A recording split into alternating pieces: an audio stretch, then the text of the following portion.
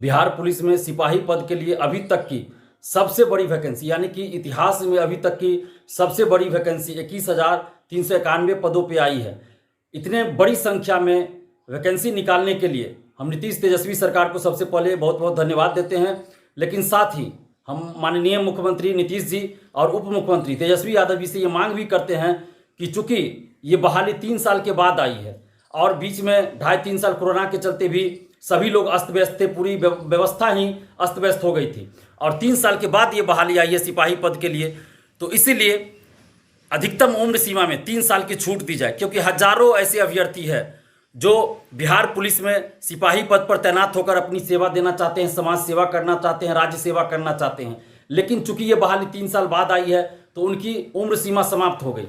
इस वजह से वो फॉर्म ही नहीं भर पा रहे, तो वो सेवा कैसे दे पाएंगे।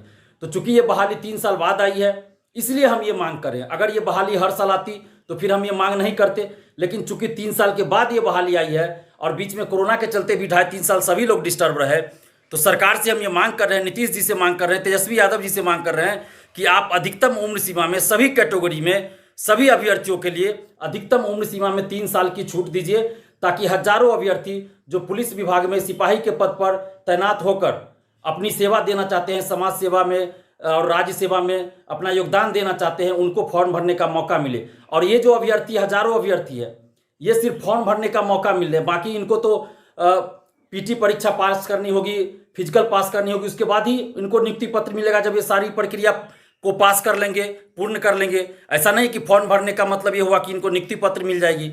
फॉर्म भरने के लिए सिर्फ एक मौका चाहिए। और ऐसा हुआ भी है बीपीएससी में, जैसे पहले 4 साल 5 साल पे वैकेंसी आती थी, तो जो लास्ट ईयर वैकेंसी आई रहती थी उसके बाद के ईयर को, उसके बाद के वर्ष को अधिकतम उम्र सीमा के रूप में गणना की जाती थी। यानी कि मान लीजिए कि 2015 में कोई वैकेंसी आई सिविल सेवा की बीपीएससी के द्वारा, उसके बाद अगर 2019 में वैकेंसी आई तो 2016 में जो लोग फॉर्म भरने के लिए एलिजिबल थे, यानी कि जिनकी अधिकतम उम्र सीमा थी 2016 में, वो भी फॉर्म भर सकते थे। ऐसा होता था जब हर साल बीपीएससी की पहले वैकेंसी नहीं आती थी।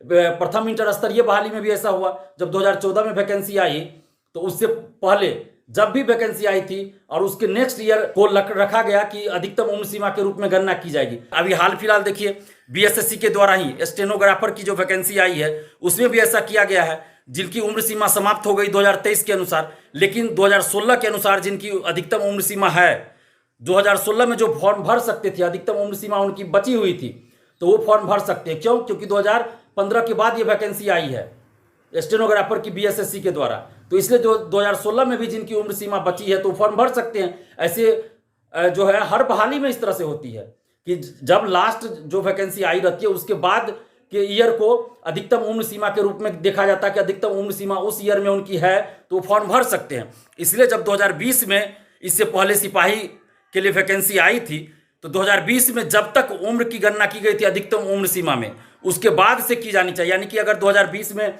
आपने 1 अगस्त 2020 को रखा था तो अभी आपको 1 जनवरी 2021 को रखना चाहिए कि अधिकतम उम्र सीमा अगर उनकी है तो वो फॉर्म भर सकते हैं।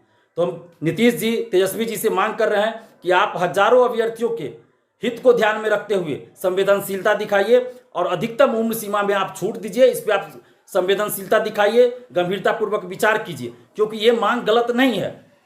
आपको एज जो है, किसी की उम्र जो है स्थिर नहीं रहती है, एज तो बढ़ती रहती है, लेकिन चूंकि सिपाही की वैकेंसी 3 साल के बाद आई है, 2020 में बहाली आई थी, उसके बाद 2023 में आई है, तो इसलिए हम सरकार से मांग कर रहे हैं कि उम्र तो किसी की स्थिर नहीं रहती, उम्र तो बढ़ते रहती है। तो इसलिए आप अधिकतम उम्र सीमा में 3 साल की छूट दीजिए सभी अभ्यर्थियों को, सभी कैटेगरी में। और ये मांग हजारों अभ्यर्थी की है, किसी एक अभ्यर्थी की नहीं है।